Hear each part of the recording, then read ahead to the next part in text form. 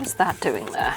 I really should have tidied this before recording. Oh well. Friends! Reptiles! People currently squinting at the screen and going, that's not Bernadette Banner. Hello, welcome. I'm not vibing with this pressing mat. It should be away. That feels a little better. Okay, I hope you're all sitting comfortably because this week we are doing something exceptionally foolish. So here's the backstory. I'm generally not a fan of that subset of YouTube that seems to revolve entirely around doing things that other more famous YouTubers have already done. However, I do think that it's worth it when you look at, for example, a more successful and popular YouTuber than you doing something and go, oh, I'd be much better at that. It just so happens that in this instance, it's not because of a superior amount of talent or knowledge or anything constructive, it's blind stupidity. So if you too watched Bernadette Banner's video of doing 24 hours of sewing and went, oh, no, don't do it like that. Buckle in. I'm really good at staying up all night. Equally, if you've ended up on this from LARP YouTube, please stick around LARP YouTube. There's not enough of us. You'll be extremely familiar with the experience of timing in at 9 AM and not timing out until after 2 o'clock in the morning and then expecting to do that again. Basically, being able to stay awake and engaged for a long period of time is just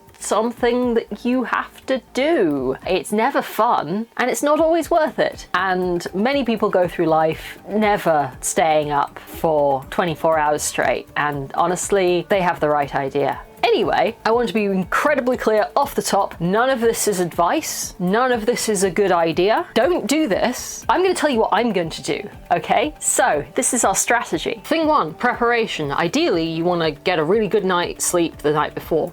Unfortunately, I am on my own all this weekend because my partner's off doing something else, and that's how at 1 AM I was watching videos about creepypasta on Tumblr. So I've not slept well. Thing two, light. There's a reason I haven't done this until now, and it's not just because normally there's another human being around making sure that I go to bed on time. Today is Saturday the 22nd of June, which means we are one day out from the longest day of the year, and you know what longest days mean? Shortest nights. Staying up all night in mid-December is one of the worst experiences you can possibly go through. Like it gets dark at 4 o'clock and it doesn't get light again until 8 o'clock the next morning. I think more than anything else, it's the dark that messes with you. So I've picked 2 days that should be incredibly light. I've picked a night that should be incredibly short. Above and beyond that, you have to keep the light levels around you high. Turn on the big light. Use screens. Maybe don't stare into the sun. You know how people are always telling you don't use screens before bed because it keeps you awake? That light keeps you awake. The lights stay on. Thing two, activity. This is going to vary massively for every person. However, I know myself and my neurodivergent ways. Sitting down is what kills you. We are currently at my cutting table. This is where I expect to spend most of the next 24 hours, and it is comfortably standing height for me. I actually have to stand up straight to do this. That's good. That's great. That's going to keep me awake and engaged. I am going to have to sit down for some parts, but I'm going to try and keep it to a minimum. Next thing, food. This is the big killer that I find always messes with people at LARP games. The sort of 3 meals a day structure works on the assumption that sometime you're going to go to sleep and your body is going to stop needing as many calories. If you stay up all night, you need extra meals. Additionally, if you're digesting, you're less likely to fall asleep. Keep snacking. I expect many small meals in my future, and because I know what I'm like, I have opted to order a takeaway and put most of it into the fridge so I can just like heat up chunks of it when I need to. I don't want to be wasting too much for the next 24 hours cooking. What's next? Drink.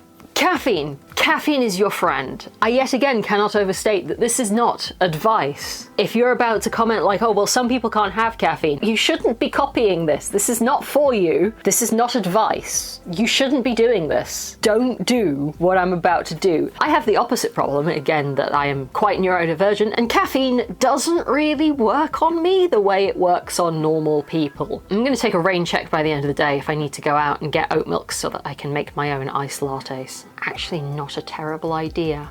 The next 2 points kind of go hand in hand, and that's noise and company. Having other people around makes this kind of thing a lot easier. You got someone to talk to, you got someone to keep you company. As previously stated, I am on my own, so I guess my cat is going to get a lot of fuss. Going back to the idea that the worst part is the bit where it's dark, and the worst part of it being dark is that everything gets very still and very quiet and very weird. It gets very weird. So if you don't have other people around to talk to or keep you company the way that you would, for example, at a LARP game, if you're going to be sat on your own in your house while it's dark at 3 a.m, headphones. Headphones are magic. Additionally, noise keeps you awake. And you have to find your own speed for that, whether it's, I suspect I'll spend much of the day, or rather the daylight hours, listening to audiobooks because I've got a series I want to get through. However, once it gets dark and I get sleepy, loud music with beats. And finally, of course, temperature. It gets cold overnight, and that's not necessarily a bad thing because being cold, to a certain extent, will kind of keep you awake. If you get too cold, then you get sleepy again, or at least you don't want to move or do very much. But if you get too warm, you also get sleepy. It's a fine balance, it's a fine line. Just something to be aware of. I don't anticipate it being a huge issue. Oh, and then finally, I have sort of the emergency resets. There's a bunch of stuff you can do if you feel that you're getting sleepy and it's not time to go to sleep yet and you just need to stay awake. There's things that I use to keep myself awake and engaged. Thing one is to just change what I'm doing. If I'm getting sleepy, it's usually because I'm bored, because hello, attention-driven everything. Again, at 3 a.m, I expect instead of sitting down and patiently focusing on one thing, I'm going to be doing 15 minutes on this thing and then changing and doing 20 minutes on something else and then doing 10 minutes on something. And that's fine. That's completely fine. At 3 a.m, that's what you're gonna do and you can't beat yourself up about that. Another great tip for waking yourself up is little bite-sized exercise. Little exercise. And again, this is going to look different for every person depending on your fitness levels. I'm not talking about don't do half an hour of yoga, okay? I mean jump up and down for 60 seconds. Dance to one song, not a long song, a little song. Maybe 5 minutes yoga, 20-second plank. If you do too much exercise, you get tired. But if you do just a little bit of exercise, it wakes you up. If you're an incredibly fit person, your little bit of exercise might be a swift 5K, and I'm not jealous.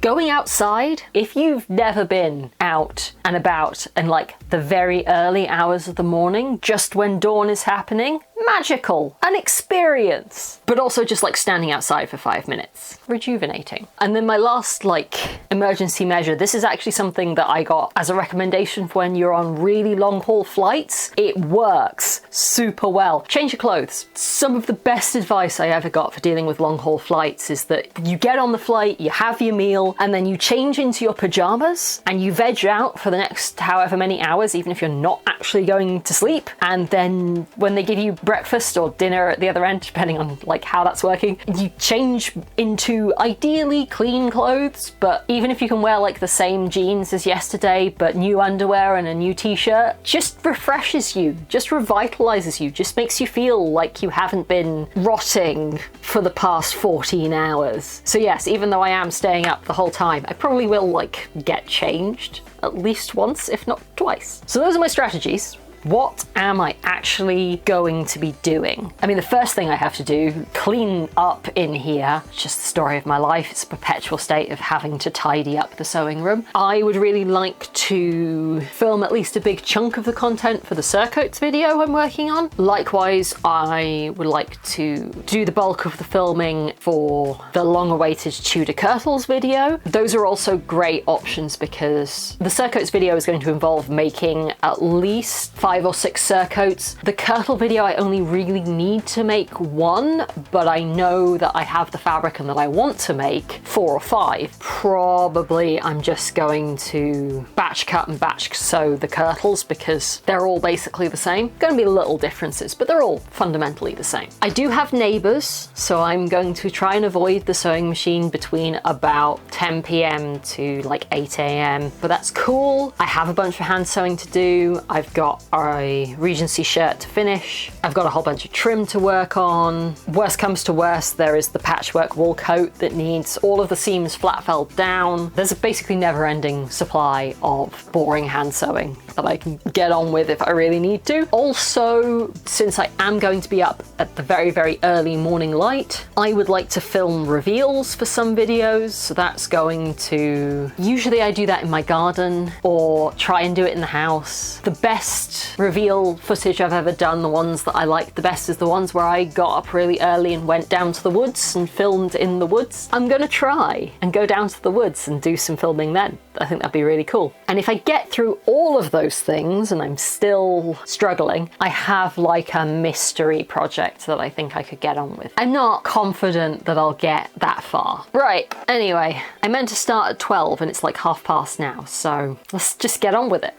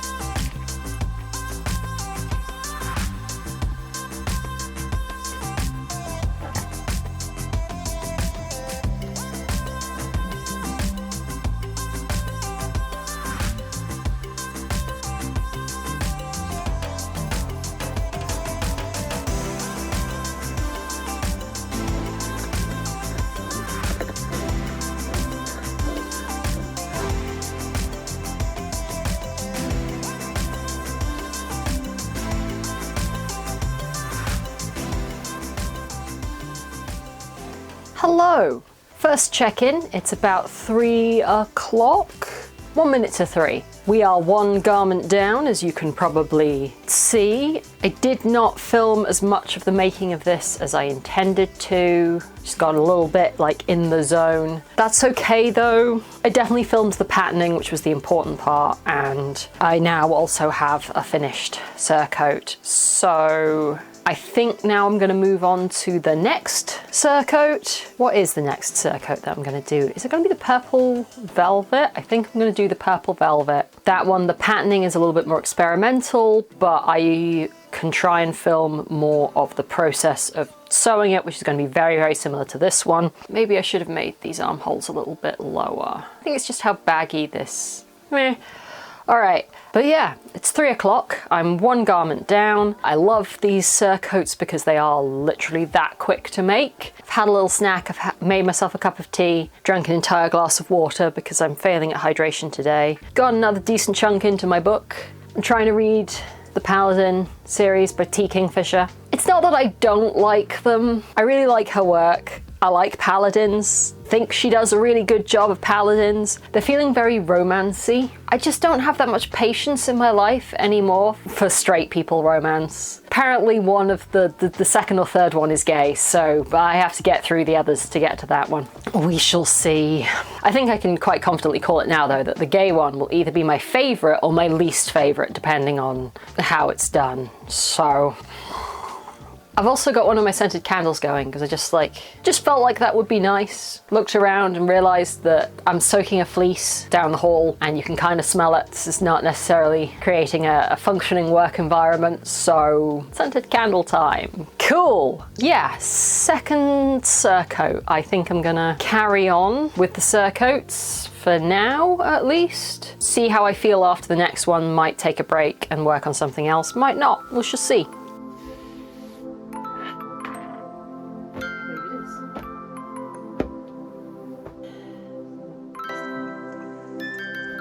Cool, that's what we're doing.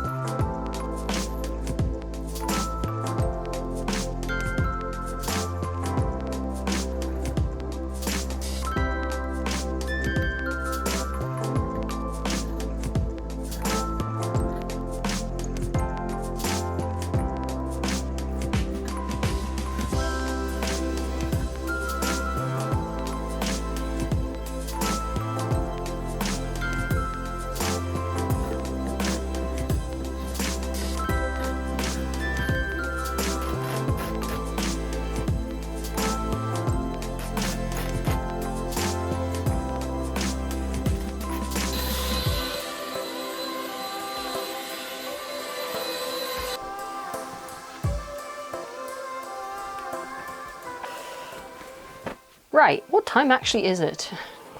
6 o'clock. 6 o'clock, not bad. So we're like 5.5 hours in, probably 5 hours total working time if we take out, you know, when I had to make a cup of tea and feed the cat and all that good stuff. But it's near enough 6 o'clock, and that is surcoat number 2, almost done. Filmed more of the construction and also the slightly different patterning, so I'm really happy with that. Because it's velvet and I've done a ribbon-faced hem rather than just hemming it. What is that hem called? You know what I mean. A normal hem. I have been listening to an audiobook for like 5 hours straight. That's possibly why my brain is scrambled. So yeah, I need to finish that off by hand, and I think I'm gonna get dinner and then I'm gonna sit in front of a YouTube video and do that. I think that would be fun. I also need to check my phone battery because device management, another thing you have to worry about when you're trying to do like a sprint. My big DSLR battery has already gone in because a little bit of a peek behind the curtain. I'm currently filming on my iPhone.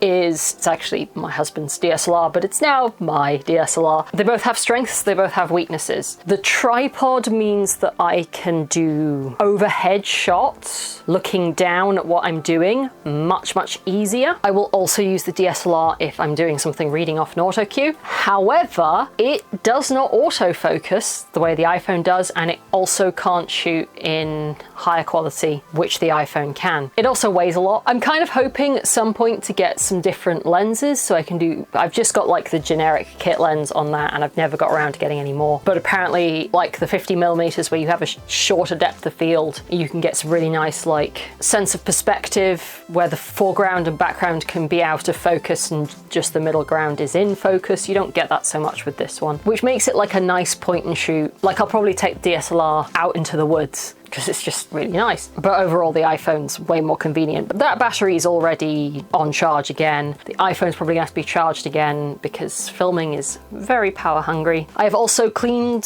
the sewing room for the second time today because velvet, not even once. Not even once. Why do I do this to myself? Anyway, in other news, I've come to the conclusion that it's not that I hate straight people romance. It's that I was briefly chatting with a friend over Messenger and they reminded me of the fact that I also didn't like unfit to print, and I think that I just really don't like romances which hinge around the fact that two people really like each other and won't tell each other. So I'm feeling a little bit better about not particularly enjoying the first Paladin book so much. Like, I'm in on the plot, I'm here for it. They are idiots. Please just sort it out. Anyway, cool. Dinner and hand sewing, I think.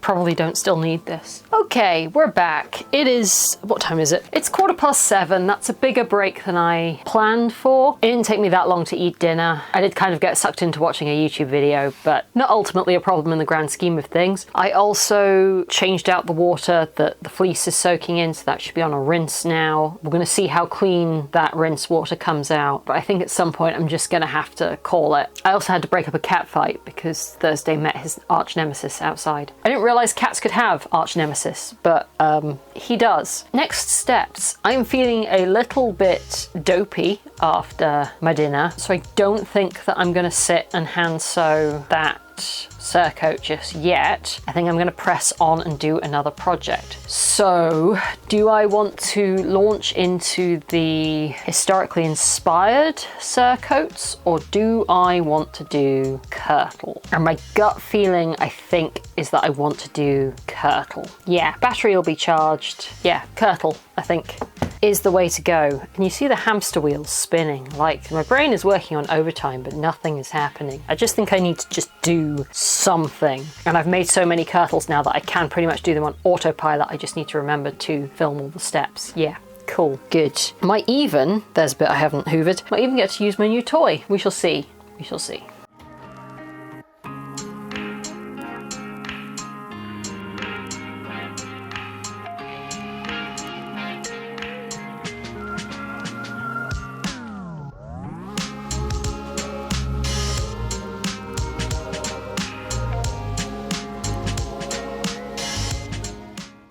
dust everywhere because I've been working with velvet. Anyway, hello, here we are. If you cannot tell by the windows behind me, it is night now. It's 10:30. I've got the one kirtle that I've filmed a bunch of the steps. I've got all the machine sewing on that done. The one thing that does vex me ever so slightly about the kirtles is that there is a bunch of handwork that goes into making them. I say vex me, I enjoy it, but at the same time, I'm kind of like, could do this quicker if that wasn't necessary. Oh well, it looks super cute. This one's going to turn out really nicely. I'm really looking forward to it. But yeah, that has been my last, when did I chime back in? Like 7? Just after 7? So yeah, 3 hours. I reckon there's probably another 2 to 3 hours work in that kirtle. So I'm going to do that. I'm going to finish up the hem on that other surcoat, so that's done. And then I'm not entirely sure, and I feel like I should make a plan because I don't want to get to 3 a.m, which, as we all know, is the worst time, and not know what I'm doing. So I have actually started making notes, post-it notes that I'm sticking up, separating them into things that I think that I can do at 3 a.m, which is the worst time to do anything, and then things to do maybe after I've gone out filming in the morning when I've got my second wind. Ironing the shirt I want to wear in this reveal footage, something that I can do at 3 a.m. I can iron a shirt basically any time. That's fine, I know what I'm doing. Draining the wool out of its rinse and trying to like spread that out so it can maybe dry. That's a thing I can do anytime, requires no brain power. Putting eyelets into the front of a dress made out of a vintage silk wedding kimono. Gonna leave that for when I am feeling with it. But yes, all of which is to say, I am starting to feel tired, so I think I'm going to, superb example, just completely zoning out. Yes, cool. I'm gonna maybe sit with the door open for a little bit because one, the cat needs to come back, but also I think cooling down will help. I think I'm gonna go change my clothes. I should probably just because I'm staying up all night, I should probably still brush my teeth and wash my face and do all that evening stuff. So we'll maybe do that. And then I'm aiming for the next meal time to be probably midnight, 1 a.m. We'll see how it goes. 10 hours in, not yet halfway, already sleepy. Bad sign. Let's do something about that. Really happy with how much work I've got done in less than half the time. In theory, especially if I wasn't filming, I could have busted out so much more stuff. It's amazing what you can do when you're unsupervised. In my experience, usually not take very good care of yourself and hyperfixate until you crash. I'm gonna try and not crash.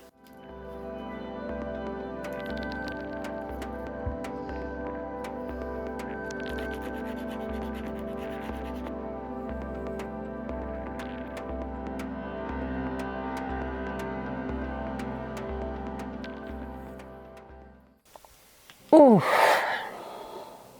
it's I think 20 to 3, and as predicted, this is about the time it's all going wrong. That is the one downside, I think, to the way I've chosen to do it, which is midday to midday, as opposed to finishing very early in the morning, is that I am only a little bit over halfway rather than nearly finished. This is the toughest part. I always knew this would be the toughest part. As someone who has struggled with insomnia pretty heavily, well, most of my adult life, between about 2:30 in the morning and 5 is usually the worst. But also the fact that it's expected doesn't stop it from being pretty tough. So I did go and get changed. I did sort of a couple of things out. I got the binding on the bottom of the kirtle bodice done, and one of the shoulder straps, I think, done. That was at 1:30. I realised that I was getting kind of sleepy. At that point, I'm pretty sure I went and I got some food. Then things get a little bit fuzzy, so I'm going to assume that I made the mistake of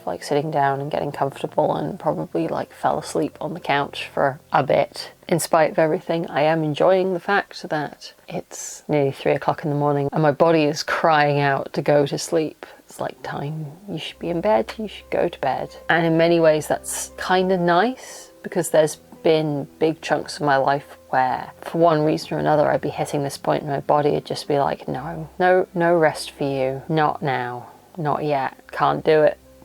It is pitch black outside, and I know that's not helping anything. One of the things I'm also really struggling with is, of course, the fact that hand sewing is really repetitive and I have to sit down to do it. In many ways, that is not actually helping. So I think I'm going to try and do the other shoulder, see where we get to, and then I might try and figure out if I can do something else, because it's really only like another 2.5 hours until it gets light and I'll have to start prep for going outside and going filming. Maybe I don't want to do the shoulder. Oh, I don't want to use up the battery on the camera and I should film that step. Maybe I don't want to do that. But then what do I want to do? I'll do the surcoat. I'll work on the surcoat. It's a much better idea. I suspect that when we check in a few hours from now, I will feel quite different because I know how this goes. This isn't unfamiliar to me. Just got to get through the tough bit.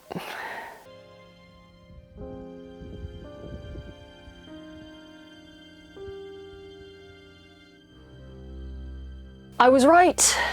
Of course I was right. I need to check you're off. Anyway, good morning. It is 10 to 5 and I want to say the sky started getting lighter at about 3. Thank you, summer. And that just made all the difference. I always knew the sort of like 1 a.m. to 3 a.m. stretch when it's really, really dark was going to be the toughest. Even I underestimated how much I perked up as soon as it started being light outside. But it is now light outside. I've got maybe like a little bit more than a third the way through hand sewing the hem of the surcoat. So that's cool, that's been working well. And then the last sort of 20 minutes I've just been prepping to go out and film down in the woods. I'm going to the woods at 5 a.m. in costume because that's the only time you can get nice footage in the woods without dog walkers and small children and, you know, all that good stuff. I've ironed my shirt and prepped my coat and all the other good stuff, and in a minute I'm going to put all of my kit on, except maybe I won't put the coat on straight away. Charge my phone because otherwise I think it'll die while I'm out. Yeah, then we'll go to the woods and then we'll come back, and by that point we'll take a rain check on what we do next. Potentially crack on and try and finish this kirtle.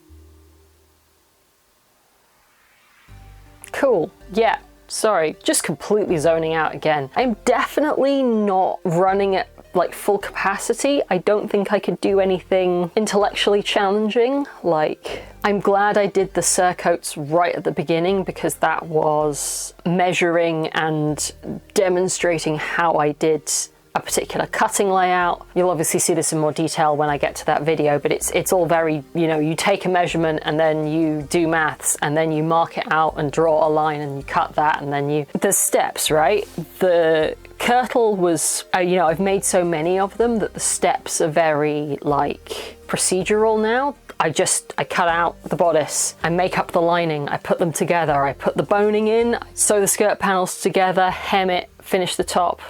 And then in a bit I will probably do, like, the only thing I think that I can really screw up on the kirtle is the lacing holes down the front. We're just gonna have to really carefully pay attention to measuring the lacing holes up the front. Yeah, so far so good. Oh, I finished my book. The audiobook is on my phone, so I continue to not being able to tell you what the name of the book is, but I finished it. Yeah, overall 7 out of 10. It was nice. I liked it. I didn't love it. The world building, as always, is like one of my favorite bits, and the sort of, how do I explain it? So bizarrely, I think the reference I want to use is actually something that I read on Ursula Vernon's live journal way back when, which makes sense. But I really like the subgenre of fantasy, which is, there's this idea that basically some people are world building for a Dungeons and Dragons campaign, and the idea is that the world like is kind of internally consistent and works, and you could dive into different bits of it and things would all be consistent and predictable, even when there's like magic and dragons and very volatile political stuff happening or whatever it happens to be. You know, it can be dynamic, but it's consistent and it makes sense. And then there's what happens when you let horror writers at fantasy, where they're just like, yep, there's a city hanging upside down off a cliff. Why? Because it is. And I super like the little like horror elements that sneak into T. Kingfisher's fantasy books, where it's just like, yeah, this inexplicable horrific thing. Kind of upsetting though, right? And yeah, it's not that I didn't like the characters or the romance. It's that the characters didn't feel like they were for me, and the romance was my least favourite trope of the thing where people just don't talk to each other. In summary, my favourite character was the bishop, and quite frankly she was worth the price of admission alone. I'm intrigued to see how some of these plot threads develop. Excited for the next one. Yeah, like, there was more that I liked than I didn't. I think I've just been really spoilt lately because...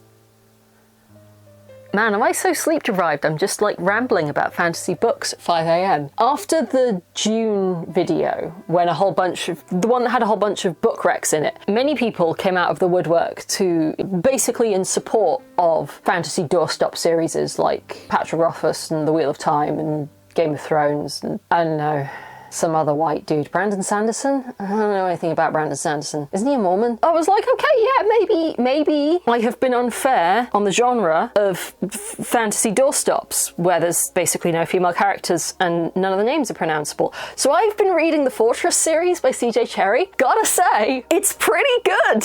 It's really good. It's, one of the best series I've read in a really long time. I'm on book 4 of 5, I think. Annoyingly, it did that thing where I bought 4 and 5 at the same time, and the synopsis that it gives you when you buy the book, the ebook for 5, was kind of a spoiler. So intrigued to see how 4 develops, but you know, whatever. I'm really enjoying it. Is it a bit weird that there are like 3, 4 female main characters? I think there's like 7 female characters with speaking roles across all 4 books so far. And I haven't read any other. I know that Cherryh is more famous for her sci-fi, but I haven't read any of that, in spite of being recommended it a bunch of times. So I only have the vaguest idea of what that's like, and I don't know. These books are not like textually queer, but they have a vibe.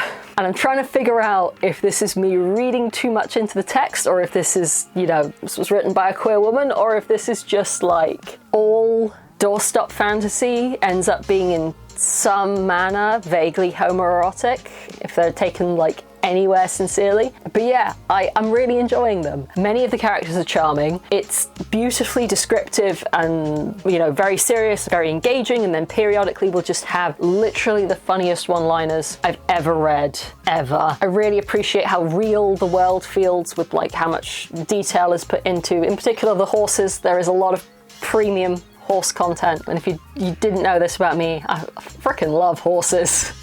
I really love horses, so like all of the very in-depth horse content I am the target audience for that. If you're looking out for something to absorb quite a lot of your time, can recommend. Starts with The Fortress and the Eye of Time. Very, very good. I should go film. 5 AM Ash is a weird Ash.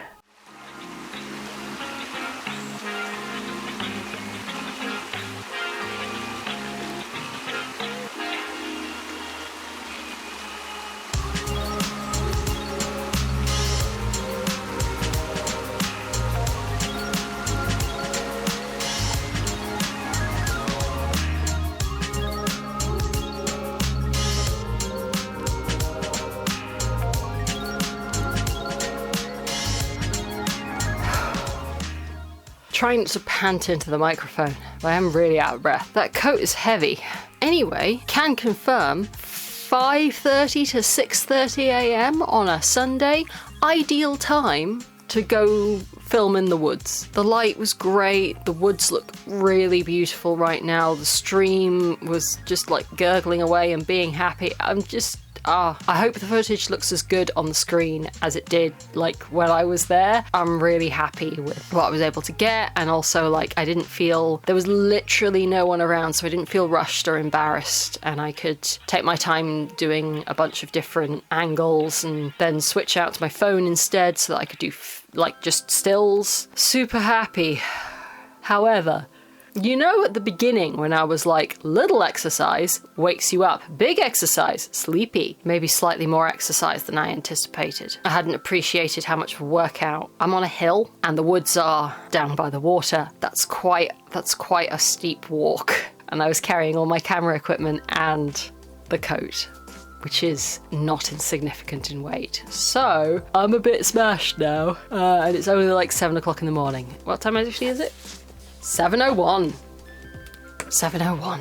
So we've got 5.5 hours to go because I technically started at like 12:30. Probably we will overrun at least by a little bit. I can see that happening. I think it may be time for me to eat fried rice and sweet and sour chicken for the third time. It's a good thing I'm super neurospicy, and that's like actually quite a nice thought. But maybe the third one maybe is enough. Ah well. And then after I've had something, well, I'm gonna change probably back into the t-shirt, and then after I've had some food, maybe even before I have the food, as much as I don't want to spend too much of the sort of sprint period doing things that aren't sewing, for the sake of my upload schedule, I probably need to do some file management, because no one tells you when you want to become a YouTuber the amount of time and energy you will spend moving computer files around, making sure they're correctly labeled, rendering proxies, figuring out the best and most efficient way to store everything, all of your outputs. I swear, YouTube is like 20% filming, 30% editing, 10% answering emails, 20% file management, and then the rest is split up between like actually doing the thing you're making a video about and engaging with multiple social media platforms on the off chance anyone actually wants to look at your content. Oh yeah, and bung like learning to be a graphic designer and a copywriter in there as well, because you have to do those things too. Making films takes hundreds of people. I'm one guy. Oh boy, I at least need a cup of tea before I do file management.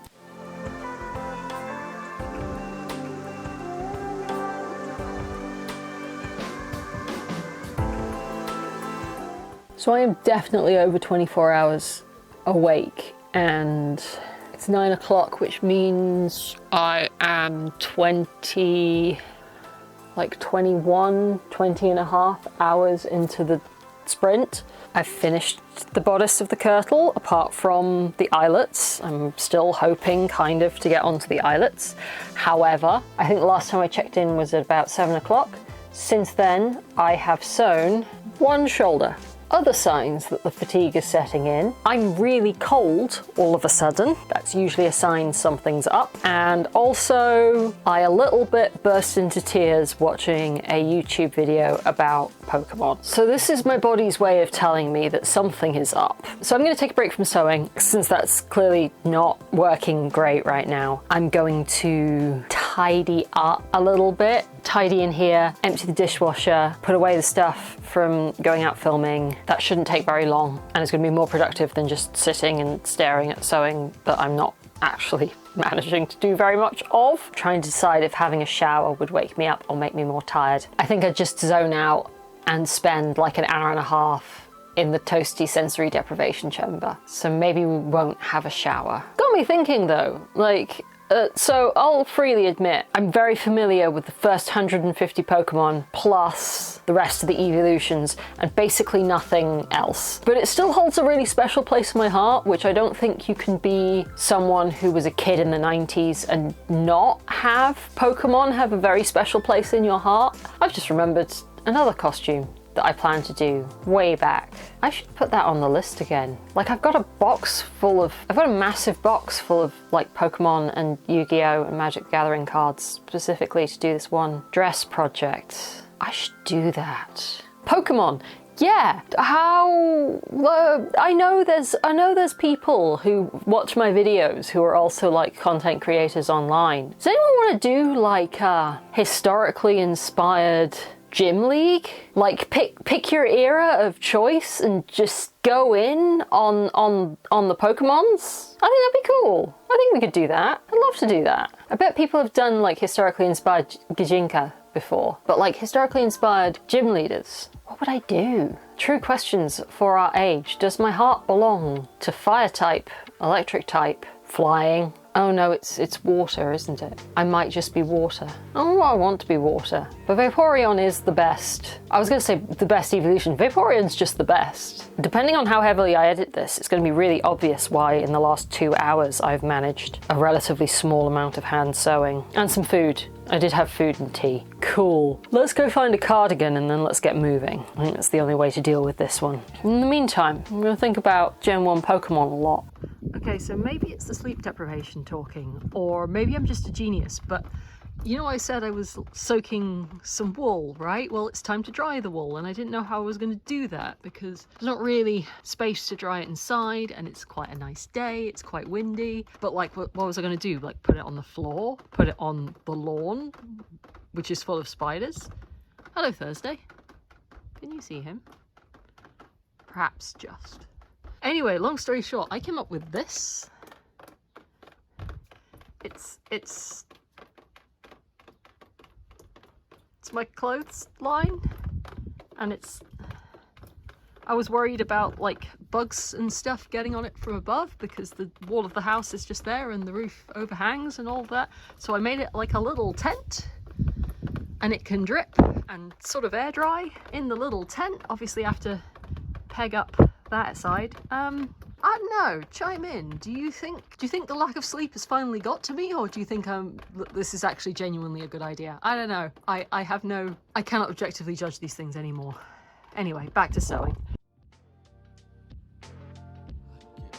I think it's nearly 11 o'clock, so we're honing in on the end. I have just been watching YouTube videos and trying to catch stitch this hem. I'm actually like making progress a lot more quickly than I was a few hours ago. It is just like very slowly, repetitively hand sewing while watching Lizardly videos that make me cry about Pokemon. I don't know if this is like something I've unlocked about myself, that I'm still sad about Pokemon all these years later, or if it's just that I'm exceptionally sleep deprived. Yeah, not much to add at this point. I'm like 2/3 of the way through the surcoat, which means I reckon that I should just about get to the end and maybe have time to start on gathering the top of the skirt for the kirtle. I'm not doing the eyelets. It's bad enough doing hand sewn eyelets the best of times, let alone like I've hit the point where my body doesn't know what's happening, so it's just going like, oh, you've clearly got a cold. And it's like,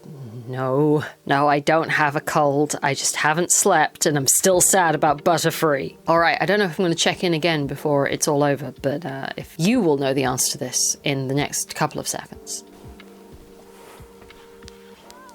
Behold, purple velvet surcoat. It is complete at last. I sort of ambiently understood that like hand doing a circle, it's basically a circle skirt, hand doing a curved hem takes a really, really long time. I knew this subjectively. The whole surcoat up to the hem took me like 2 hours to make, maybe 3. I think I spent at least 6 just hand sewing this hem. So if I've learnt nothing else, it's that I've never been able to quantify that difference of just time before. Anyway, I decided I was going to press on until I completely finished the surcoat, so I have 2 finished garments, 1 half finished garment, a whole bunch of reveal footage that if all goes according to plan you will have already seen, and yeah, it is 1 p.m. on Sunday. We've been awake and working for more than 24 hours. So, what have we learned? Firstly, that hand finishing takes an incredibly long time. Secondly, I knew I could stay awake all night and keep working. I've done it before, I'll probably do it again. I've basically never done it with like a constant check-in, except with people who are in the same situation, if you see what I mean. I have a very strong suspicion that I'm gonna watch back some of this footage and go, okay, I get weird. I mean, I knew I was gonna get weirder. I think I've exceeded my weird expectations, but I don't actually know how much of that, I actually don't know how much of that was the sleep deprivation and how much of that was the fact that I haven't seen another human being since Thursday, which is its own thing. Ah well. And then the final thing I think is just that, like, there was definitely a point where I fell asleep in front of the TV. There were definitely points where I was just zoning out. Some very simple hand sewing details took me a really, really long time for no good reason. All of which is to say, I think if I had had maybe a little bit of sleep, a little sleep as a treat, I probably could have been just as efficient and got just as much work done if I'd like put my mind to it. But I'm really pleased that I've got a big chunk of work done on 2 forthcoming videos, as well as a video that you'll probably have already seen by the time that this comes out. Obviously I was filming everything, which means that everything takes longer. Yeah, not much more to say. 3 a.m.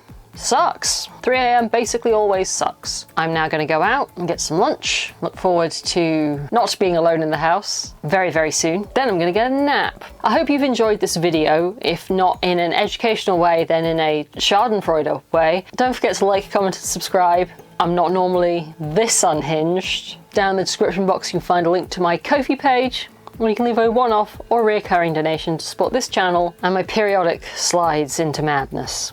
Dream big, sleep well, and I'll see you next time.